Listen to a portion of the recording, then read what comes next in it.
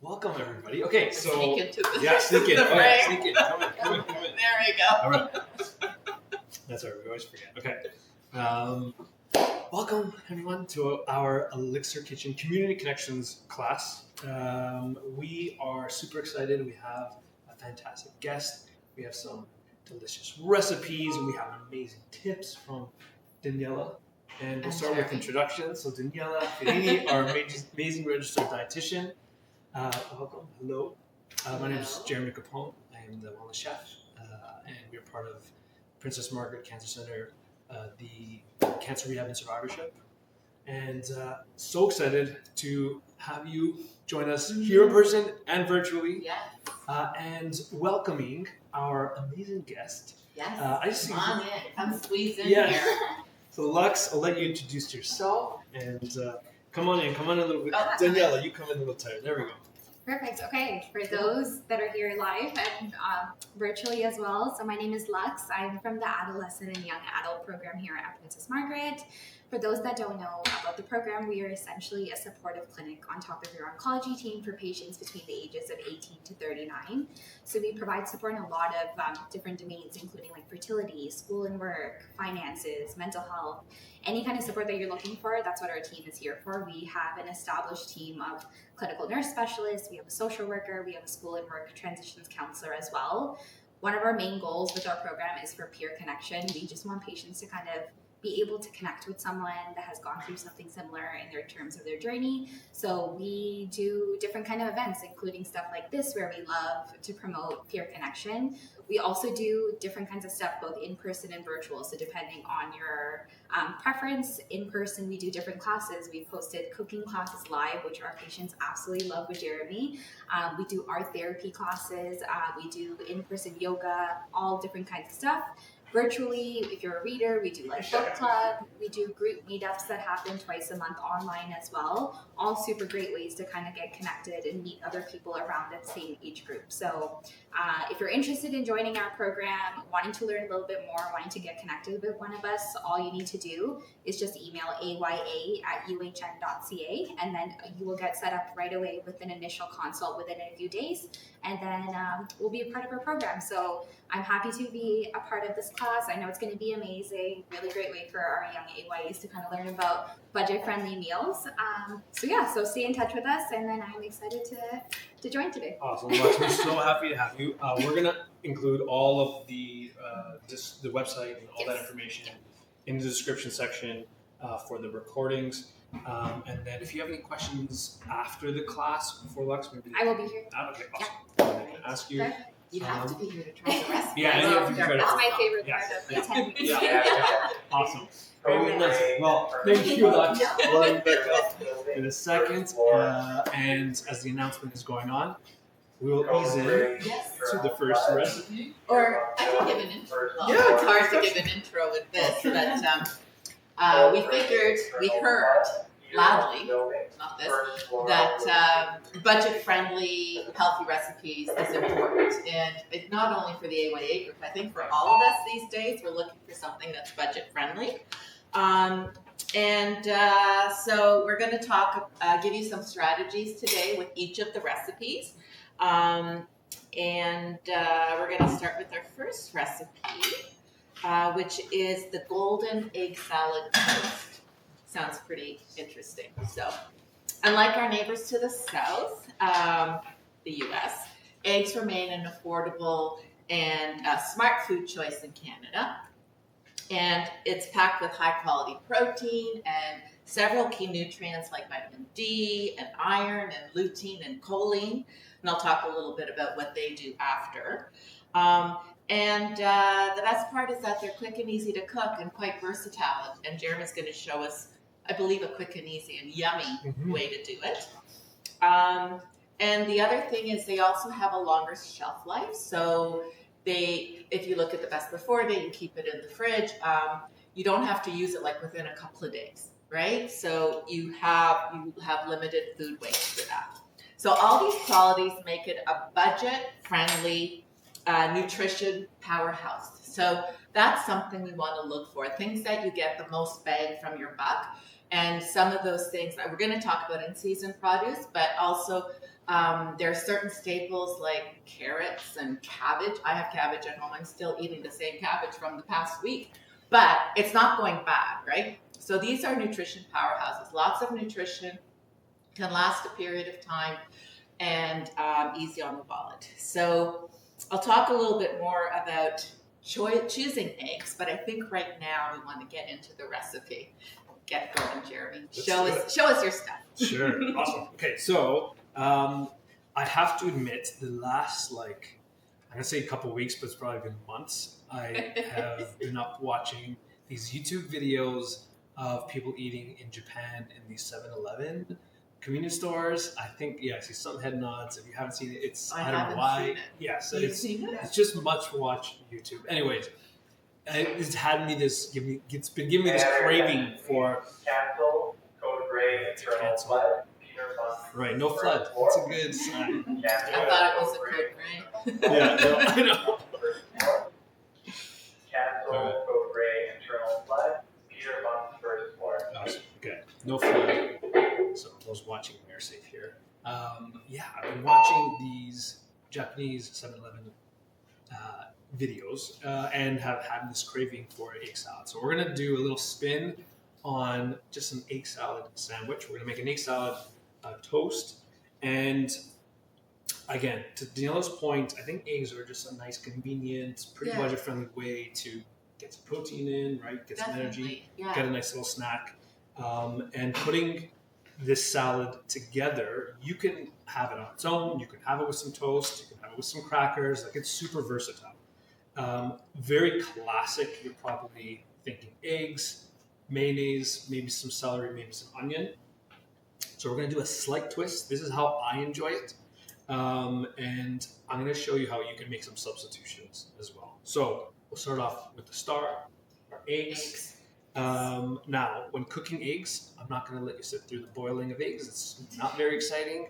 But essentially what I do for when I cook my eggs, take them out of the fridge, bring your pot of water to a boil, gently lower them in with a spoon, and we're going to cook them for about 7 to 8 minutes for what we call a jammy yolk, or if you want to cook it well done, and especially if you're immune compromised, we suggest cooking it all the way. You're looking at about 9 to 10 minutes on that. Okay, so set your timer accordingly depending on how you want to cook the egg.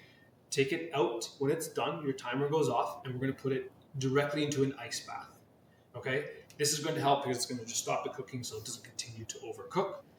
It's also going to help remove the shells. That's one of the questions we get often is start peeling the shell and half the egg white is gone with it. By shocking it, it's going to make it a lot easier to peel that shell off afterwards. Okay, so cold plunge your eggs. Yes, yeah, definitely. I'm on board with cold plunge. Eggs. Okay, so we have our eggs cooked, ready to go. We're going to add them to our bowl. You can chop this up with your knife if you want. I just go in with a fork and we just start mashing. Go throw for it it. back to you. Okay, so I said I would talk a little bit more about eggs. So it can get confusing when you go to the grocery store, and now there's such a variety. There's organic, there's vitamin D enhanced, there's omega-3, there's free range, free run. I think I wrote down all the different kinds that there can be. Vitamin enhanced free run versus free range. Enriched colony and furnished eggs. Have you heard of that one? Nope. Eggs from hens that are fed a vegetarian diet, because chicken are omnivores. Okay, didn't know that. And organic eggs. So there's quite a variety, but what's important to know that is in Canada, there is an egg quality assurance program, certification program. And they ensure that all Canadian eggs are produced according to strict food safety and animal welfare standards. So we have the range of options that we can try, and if our priority is budget friendly, you can have any of the varieties that maybe are on sale, or just the regular supermarket eggs that you have. You're still getting great nutrition there. So that's kind of what I wanted to say about quality of eggs. Not quality of eggs, but variety of eggs. Love it. Any questions about egg varieties? No? Because I have all the definitions here. Danielle's ready to go. farmer's market from Yes. a lady who has eggs. Is that safe to eat? It's a good question. Yeah. So it's because we don't know who that person is. You want to make sure that your product is regulated. We know that buying it from the grocery store, you have some peace of mind that it's refrigerated properly or it's been stored properly, handled properly to get from point A to point B. If you know the farmer directly and you trust their methods, then I say go for it. If it's someone maybe that you don't know as well, and especially with eggs, because there is a potential of food risk there. Maybe not, but I don't want to say it's up to you. Yeah. But also you want to make sure that you sort of know that channel has been sort of vetted from farm to your fridge, right? And to be safe, I just need to cook them all the way then. Definitely cook them all the way through. Yeah, in that case. definitely. Yeah. Absolutely. Yeah. Good question. Especially if you're immunocompromised, but they also say it for if someone is pregnant or nursing, and also those of us over 60 or 65. I'm going to say 65 because I'm not there yet. Yeah. All right, so we're all on the same page. Mash the egg, pretty straightforward. From here, this is where it gets exciting, right? This is where you can add different flavors, different textures. Traditionally, you would see mayonnaise in here. To be honest, I'm not a huge fan of mayonnaise. Maybe it's a hot take, but I like the tanginess and the flavor that it does bring, right? This is already creamy enough for me. If I wanted it creamier, absolutely go ahead, add a little bit of mayonnaise, even yogurt. If you don't like mayonnaise, you can add a little bit of yogurt to give it that creaminess. That's, exactly. A high protein yogurt or something, you can definitely go for that. I'm okay with this consistency and this texture, but I do want that tanginess. I do want that nice little bite that the mayonnaise does provide. So we're going to get that from these two ingredients. Okay, you can find these pretty much every grocery store. You may even have one of these or two of these in your refrigerator. The first thing is Dijon mustard. Okay, Dijon mustard has this really nice sort of briny mustard flavor to it, a little bit of bite. If you don't have Dijon and you just have regular yellow mustard, that actually is really good too. Really nice and tasty. So you can go with either or. Don't need much. Sorry, yeah, eggs will be fine. Okay. Dijon mustard in there. These, I know it's really far away. Let me see if I can bring you closer. I know, Daniela's. I love the remote. I'm afraid to give this to Daniela. I know, that's why it's over but there. we're going to give this You're remote going to give it to me. Daniela. Okay, so you can see even on the screen too. Does anyone know what these are? Capers. Oh, wow. Very food savvy crowd. Okay, yes. These are capers. Oh, yeah. Oops. All right, so capers, yes, you're right. We'll pretend that you didn't read it. Capers, which are, they're like a berry that kind of grows off of ivy, I think, and they're brined and they're pickled, right? Again, it's going to bring you this really nice sort of tangy, briny vinegary-ness that you would get a little bit of that flavor from mayonnaise, even though you don't think of the mayonnaise contributing that flavor, it does. So these capers, and just a few of them, are going to add this really, really nice flavor. If you don't have capers, you can use a little bit of chopped pickles. Yeah, I was going to say that I've used the pickles. Yeah, pickles are so good. Yeah. Even maybe a little bit of chopped olive. That would be really good too, to get that really nice sort of flavor going. We're going to add the capers. We're all getting hungry here too. Yes. All right. Lastly, this is a bit of a unique ingredient, but this is, again, where you can make your...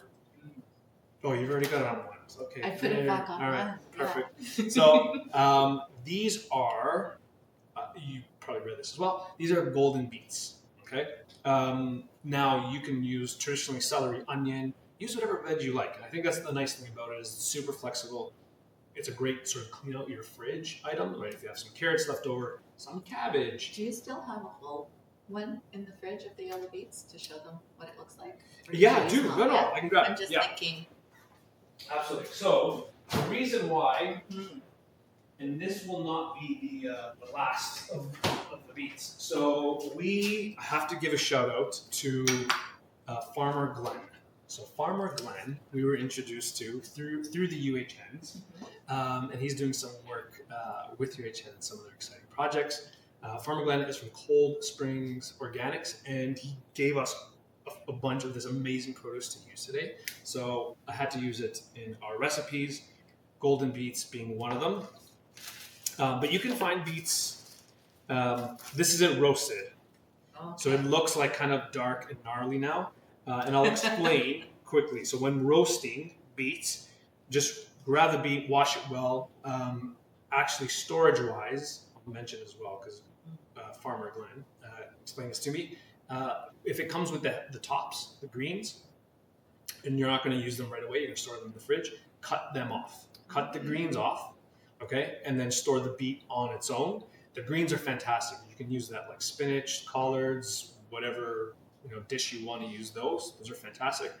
But cut them from the greens, otherwise they'll start to get soft. And I didn't know that. Yeah. I would have, thought the opposite. So it's great to know. Yeah, so cut the greens off. And then when you're ready to roast them, wash them, wrap them up with some foil, and just pop them in the oven. That's really all you have to do. 25 minutes, just until they're nice and soft. I want some texture. I don't want them to be mush. So 20 minutes, 25 minutes, just until they soften slightly. And then we'll cut them. Just to show you. I see you had it on your infamous parchment paper. We talked about that yesterday. So that color, you can see there, Danielle's racing for the remote. Yeah. Oh, and I like so the beautiful. spiral too. You have the So spiral pretty. rings in there, really nice golden color, and it reminds me of the yolk of the egg. So you can see where I was going with this. Peel them up, chop them, throw them in. But again, you can use other veg as well. What I like about beets is beets tend to be one of the forgotten vegetables in the produce aisle, and they tend to be one of the more budget-friendly options as well. So ways in which you can incorporate them a little bit more in your recipes, I think is really helpful. Yes. Yes. Is that related to the red beets? Yeah, all Are in they the beet cousins? family. Oh, they're probably even I closer think they're than even cousins. closer than cousins. Yeah, maybe brothers Yeah. and sisters. Yeah. They're closer. Absolutely, probably closer. Yeah, but the difference, I guess, actually, maybe for you, I Daniela, did the look it difference up. in pigments. Okay, you did look it up. I did look it up to see because we're going to be using red beets later on, and we talk a lot about color and how color influences the nutrients that are in the fruits and vegetables. So with the beets, the phytonutrient is called betalain, and I always wonder how do they get these names. But if you think beet and it starts with beta, like there is kind of a relationship there. So the betalain is what gives the color, and it can be from yellow to red. And when you look at the nutrition profile of the yellow and the red, everything is the same, from calories to the little bit of protein to the good amount of fiber that's in it. Folate is off the charts. It has a ton of folate. The only difference is in the betalain. So the red ones will have a more concentrated amount, more of that phytonutrient, not as much in the yellow, but still everything else is the same. So that's why we're thinking brother and sister, or maybe fraternal twins, even closer. Yeah. We're going crazy now. Any questions? No, No, that's what I was asking. okay. Okay, so egg salad, whatever flavors you want. We've got some Dijon, we've got some capers in here. We're gonna add these roasted beets, and just enough. What's nice about it is this is probably like 2 beets, and it makes so much. I can put the lid on, put it in the fridge, and use it over the next 3-4 days in salads, as a topper for soups. On its own would be really, really nice. So you can sort of use it throughout the week. And again, it's a really nice sort of cost-effective, and most of the time local ingredients. We do a great job growing beets, right? So there you go, golden beets. You can't beat a beet. Yes. There we go. No yolk. Oh, there we go. I know, I'll leave now. My nephews would be rolling their eyes right now. If you want some herbs, you can throw in some herbs as well. Optional, again, up to you. We've got some chives there. And then this is where we'll season. So a little pinch of salt, a little black pepper, and we'll give this a nice So we'll mix. And beets too, I guess depending on where you're at, if you're at a stage where your weight is maintained and you want to introduce additional high value, high nutritious foods, beets are excellent because it has a lot of vitamins and minerals, it has the fiber, but not a lot of calories. So actually about two of those small beets is about 43 calories. So if you're on the spectrum of trying to manage your weight and not gain weight, they're a great addition to your meals. If you're on the other side, you can still add them. You just might want to be more liberal with any kind of fats you're using in your egg salad. And actually, we didn't add any fats. We didn't need any fats in there. No. Yeah. No, again, it's up to you. And I think to your point, if you need to add extra. More calories, yeah. just what would you put in? I mean, mayonnaise, again, it's an easy one to add some more calories and it sort of fits easily. But a little bit of olive oil. Olive oil is, per volume, is a very easy way to up the calories, and you don't really need much. So, completely up to you. But well, you can't really put avocado. You can do whatever you want. Okay. Yeah. Eggy, avocado. Yeah. There you have it. So there's our salad, ready to go. Really nice and yellow again. The egg, but also those golden beets. Just looks really pretty. Pick your bread of choice. So the 7-Elevens in Japan have what looks like, and this is like bucket list, and the bread is like super soft, white, like I don't know, it's like a butter bread or it looks so good. Oh, it's a choco pan? Yeah. Okay. They do. I know. But we got this one, which is also really good. This is rye, which I think texturally works well as like an open face kind of toast. But you can use whatever you enjoy. I'm gonna slice that. Did you toast it? I did do a little toast. Okay. Yeah, a little toast. You don't have to do teeny tiny toast. Just a tiny toast. I'm gonna grab. And for me, like again, I might not make like a formal sandwich, but it looks really pretty. it's a nice little protein. If your appetite is poor, it's a great little snack, right? So sometimes going through treatment, your appetite isn't so great and you don't want a big meal. So having a nice, nutritious little snack like that is good. And you said, like, once it's mixed together, it would be okay in the fridge for how long? As long as you keep it in the fridge. Yeah, 2 to 3 days. Yeah. 2 to 3 days. Because of the, like, especially because of the, I mean, there's not a lot of brine coming off of the capers, but that vinegar, on that 3rd day, texturally, it might change a bit, but you can definitely have it. Do you want a closer look? Let's do a closer look. You sound like Seth Meyers in a closer look. Oh, yeah, there you go. Closer look. There we go. So that is the first recipe. Yay. Rolled in.